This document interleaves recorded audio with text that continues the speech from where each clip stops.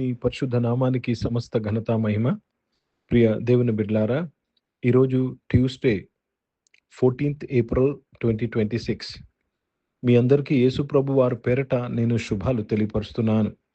దేవుని వాక్యాన్ని మనము చదువుకుందామా? రోమీలకు రాసిన పత్రిక 8వ అధ్యాయము మొదటి వచనము. Romans chapter 8 and verse 1. ఇప్పుడు క్రీస్తు యేసులో ఉన్న వారికి ఏ శిక్షా విధి లేదు. దేవునికి స్తోత్రము కలుగునుగాక. ప్రియ దేవుని బిడ్డలారా, ఇప్పుడు అంటే ఎప్పుడు? క్రీస్తు యేసులో ఉన్న వారికి ఏ శిక్షా విధి లేదు.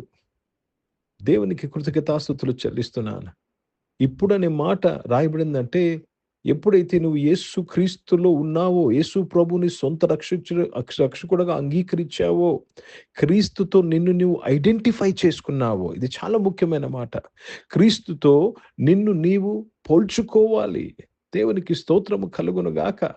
ప్రియ దేవుని బిడ్డలారా, let me also read this in English. There is therefore now no condemnation to them which are in Christ Jesus, who walk not after flesh, but after the Spirit. They don't walk after the flesh, but after the Spirit. They that are in Christ Jesus, there is no condemnation. ఏ శిక్షా విధి లేదు. ప్రియ దేవుని బిడ్డలారా, ఏ శిక్ష గురించి మాట్లాడుతున్నారు? ఎవరి గురించి మాట్లాడుతున్నారు? క్రీస్తు యేసులో ఉన్నవారు. అర్థమవుతుందండి?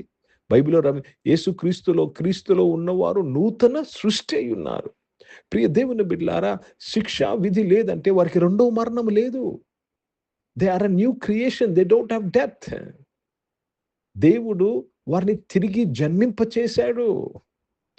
యేసు ప్రభువే, సృష్టికర్తన దేవుడే మనలను తిరిగి జన్మింపచేశాడు క్రీస్తులో. సో క్రీస్తులో మనము జన్మింప చేయబడినప్పుడు, క్రీస్తుకు శిక్షా విధి లేనప్పుడు మనకు శిక్షా విధి లేదు.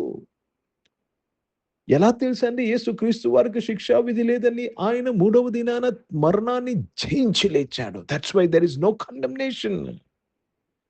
మన పాపములను భరించాడు, కానీ ఆయనలో ఏ పాపం లేదు. ఆయనకు ఏ శిక్షా విధి లేదు. There is no condemnation. That's why 3వ దినాన యేసు ప్రభువారు మృతుల్లో నుంచి తిరిగి లేచారు.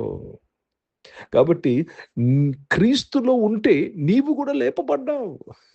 ఎఫెసీ 2:6 ప్రకారము మనలను క్రీస్తుతో కూడా లేపి, అంటే క్రీస్తులో ఉంటే నీకు కూడా శిక్షా విధి ఉండదు.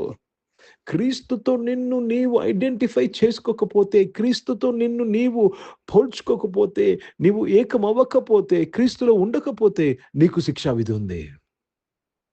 కాబట్టి ఈ వాక్యంలో చాలా జాగ్రత్తగా గమనించాలి. క్రీస్తు యేసునున్న వారికి ఏ शिक्षा विधि లేదు. हिंदी में पढ़ेंगे।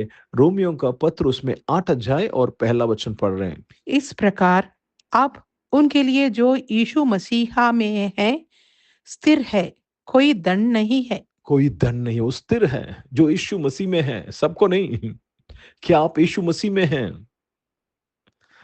आप यीशु मसीह में है. నువ్వు క్రీస్తు యేసులో ఉన్నావా? క్రీస్తు యేసులో ఉండమంటే అర్థం ఏంటి తెలుసండి? నీవు క్రీస్తు ఒకటే వాలి. ప్రభుతో కూడిన వాడు ఏకాత్మ అవుతున్నాడు. You should be one spirit. దేవునికి స్తోత్రం కలుగును గాక. యేసు ప్రభు నీవు ఒకటై ఉండాలి. నా యందు మీరును, మీ యందు నా మాటలు నిలిచి ఉండాలి. There is a union. Without union, you are not in Christ. చాలా మంది విశ్వాసులు క్రీస్తుతో వేరుగా ఉన్నట్టుగానే సేవ చేస్తారు, సేవిస్తారు, జీవిస్తున్నారు. కాదమ్మా, కాదయ్యా, నువ్వు క్రీస్తు యేసులో ఉండాలి. క్రీస్తు యేసులో ఉండాలి. క్రీస్తు యేసుతో ఉన్నవారికి అని రాయబడలేదు, క్రీస్తు యేసులో ఉన్నవారికి. అర్థమవుతుందండి? తో ఉన్నవారు. చాలా మంది క్రైస్తవులు క్రీస్తుతో జీవిస్తారు. లేదండి, క్రీస్తులో జీవించాలి. Many Christians live with Christ. No, you have to live in Christ Jesus. కాబట్టి దేవునికి స్తోత్రము కలుగును గాక. క్రీస్తుతో ఉన్న నీవు క్రీస్తులో ఉన్నప్పుడు ఏ శిక్షా విధి లేదు. అందుకే అందరినీ చెప్తున్నా, మనము లోకమంతా చెప్పాలి ఏమని? మిమ్మల్ని మీరు క్రీస్తుతో ఐడెంటిఫై చేసుకుంటే, మిమ్మల్ని క్రీస్తుతో మీరు గుర్తింపు తెచ్చుకుంటే మీకు కూడా ఏ శిక్ష విధి ఉండదు. ప్రార్థన చేసుకుందాం. ప్రియ పరిశుద్ధ తండ్రి, జీవం గల దేవా, మీ వాక్యం ద్వారా మా అందరితో మీరు మాట్లాడి మమ్మల్ని బలపరిచి దీవించి ఆశీర్వదించినందుకు స్తోత్రంలో నాయన. క్రీస్తు యేసులో ఉన్న వారికి ఏ శిక్షా విధి లేదు. సహాయం చేసి నీవే ఘనత మహిమ పొందుకోమని ప్రార్థన విజ్ఞాపన చేయుచున్నాను. నడిపించి కాపాడి మహిమ పొందుకోమని ప్రార్థన చేస్తున్నానయ్యా. దేవా, ఈ ఆరాధనలో ఉన్న బిడ్డలందరూ ప్రభా క్రీస్తు యేసులో ఉన్నవారుగా నాయన దేవా నీవే నడిపించి దీవించినందుకు స్తోత్రంలో చెల్లిస్తున్నాను. అనారోగ్యం వారందరూ కూడా మీరు ముట్టి స్వస్థపరిచే సంపూర్ణ ఆరోగ్యమును దయచేసినందుకు స్తోత్రం చెల్లిస్తున్నాను. జాబ్స్ కొరకు ఎదురు చూసిన వారు మంచి జాబ్స్ కొరకు స్తోత్రం చెల్లిస్తున్నాను ప్రభా. అదేవిధంగా రక్షకుడా నాయన, జీవం గల దేవ నాయన తండ్రి, పరిశుద్ధ తండ్రి, రక్షకుడా నాయన తండ్రి, బిజినెస్ చేసిన వారు బిజినెస్ దీవించినందుకు స్తోత్రంలో నాయన. దేవ తండ్రి, ఎగ్జామ్స్ రాస్తున్న వారు, చదువుకుంటున్న వారు అందరి కొరకు ప్రార్థన, హైయర్ క్లాసెస్కి వెళ్ళిన వారందరూ కూడా మీరు దీవించి ఆశీర్వదించినందుకు మీకు స్తుతులు స్తోత్రాలు చెల్లిస్తూ మీ నామాన్ని మహిమపరుస్తున్నాను. పరిశుద్ధ తండ్రి, ఈరోజు పుట్టినరోజులు, పెళ్లి రోజులు జరిపించుకున్న వారు దీవించి మీ దయాకిటం ధరింపచేసి మీ దయలో మనుషుల దయలో మీరు వర్ధింపజేసి కాపాడినందుకు స్తోత్రాలు చెల్లిస్తున్నాను. పరిశుద్ధ తండ్రి, జీవం గల దేవా తండ్రి, భారతదేశం కొరకు, దేశ రక్షణ కొరకు ప్రార్థన చేస్తున్నాను. ఇజ్రాయెల్ దేశం కొరకు, యెరూషలేముకు శాంతి సమాధానం కొరకు ప్రార్థన చేస్తున్నాను. పరిచయం చేసిన ప్రతి ఒక్కరిని దీవించి బలపరిచి నడిపించమని మరి ఒకసారి నాయన మీరు మాకు చాలిన దేవుడై ఉన్నందుకు స్తోత్రం నాయన. మా నుంచి శిక్షను తీసివేసినందుకు స్తోత్రం. నరకంలో నుంచి మమ్మల్ని విడిపించినందుకు మీకు స్తోత్రంలో చెల్లిస్తూ యేసుక్రీస్తు పరిశుద్ధ నామం నా ప్రార్థన అంతయు అడిగి వేడుకొని పొంది ఉన్నాం తండ్రి.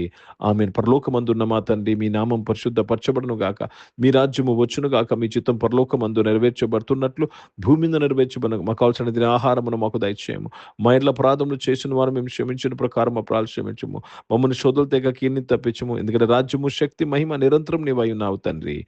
ఆమేన్. ఇప్పుడు మన పరమధైన దేవుని ప్రేమ, ప్రభుని యేసుక్రీస్తు వారి కృప, పరిశుద్ధాత్మిక అన్యోన్య సహవాసమిక ఆరాధనలో పాల్గొన్న ప్రతి ఒక్కరితో, ప్రార్థన చేయబడిన అంశములతో, సంఘముతో ఇప్పుడు ఎల్లప్పుడూ సదా తోడైండును గాక. ఆమేన్. దేవునికి స్తోత్రం. అందరికీ వందనాలని. God bless you and praise the lord.